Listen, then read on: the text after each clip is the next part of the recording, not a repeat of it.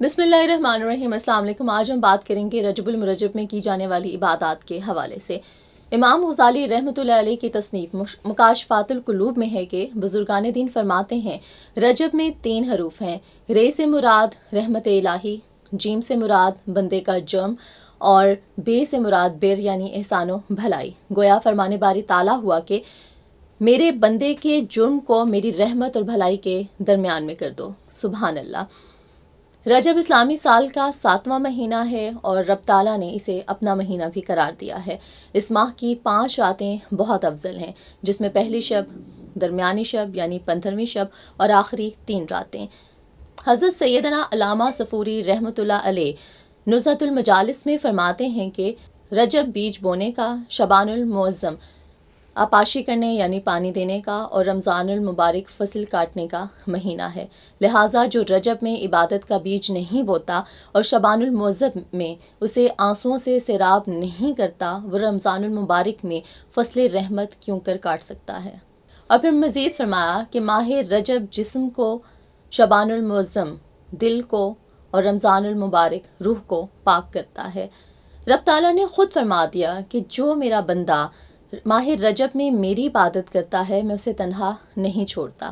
تو اس سے ہمیں معلوم ہوتا ہے کہ ماہ رجب میں عبادت کرنے کی کتنی فضیلت ہے۔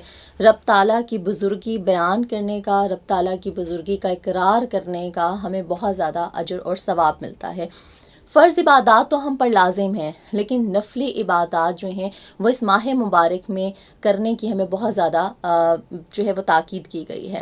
اور جب ہم نفلی عبادات کی بات کرتے ہیں تو اس میں روزہ بھی آ جاتا ہے۔ جب ہم ماہ رجب میں 1 روزہ رکھتے ہیں تو اس کا ثواب ہمیں 30 سال کے برابر ہوتا ہے۔ جب 2 روزے رکھتے ہیں تو اس کا ثواب جو ہے وہ اور 2 گنا ہو جاتا ہے۔ تو بہت سی روایات سے ثابت ہوتا ہے کہ ماہ رجب میں روزے رکھنے کی بھی بہت زیادہ فضیلت بیان کی گئی ہے۔ جہاں اس ماہ رجب میں نیکی کرنے کا اجر 2 گنا ہوتا ہے تو وہیں گناہوں پر ہمیں سزا بھی دوگنی کر دی گئی ہے، کیونکہ یہ حرمت والا مہینہ ہے اور اللہ تعالیٰ نے 12 مہینوں میں سے 4 مہینوں کو حرمت والا قرار دیا ہے۔ حرمت والا مہینہ مطلب احترام والا، تعظیم والا۔ تو اس تعظیم والے مہینے کی جب ہم تعظیم کرتے ہیں تو تبھی ہم اللہ تعالیٰ کے جو ثواب کے مستحق ٹھہر سکتے ہیں، اور جب ہم کوئی گناہ سرزد کر دیتے ہیں تو اس کا ہمیں گناہ بھی 2 گنا ہوتا ہے۔ تو اسی لیے اس ماہ مبارک کو کہا گیا کہ یہ رحمتوں کا مہینہ ہے، برکتوں کا مہینہ ہے، بخششوں کا مہینہ ہے۔ ہم اللہ تعالیٰ سے بخشش طلب کریں، ہم اللہ تعالیٰ سے اس کی رحمت طلب کریں، ہم اللہ تعالیٰ سے معافی مانگیں اپنے ان تمام گناہوں کی جو کہ ہم سے دانستگی میں اور نادانستگی میں ہو چکے ہیں۔ اس ماہ مبارک میں یہ بھی کہا جاتا ہے کہ زیادہ سے زیادہ ہم اللہ تعالیٰ کی کبریائی کو بیان کریں، اللہ تعالیٰ کی بڑائی کو بیان کریں اور بے غرض ہو کے اللہ تعالیٰ کو ہم یاد کریں۔ ہم کسی لالچ سے اللہ تعالیٰ کو یاد نہ کریں، کسی لالچ سے اللہ تعالیٰ کی عبادت نہ کریں۔ روزہ کسی لالچ کے تحت نہ رکھیں کہ اگر ہم نے 1 دن کا روزہ رکھ لیا تو ہمارے گناہ معاف ہو جائیں گے۔ ہمارے مائنڈ میں یہ نہیں ہونا چاہیے، بلکہ ہم اللہ تعالیٰ کی عبادت صرف اور صرف اس لیے کریں کیونکہ اللہ تعالیٰ لائق عبادت ہے۔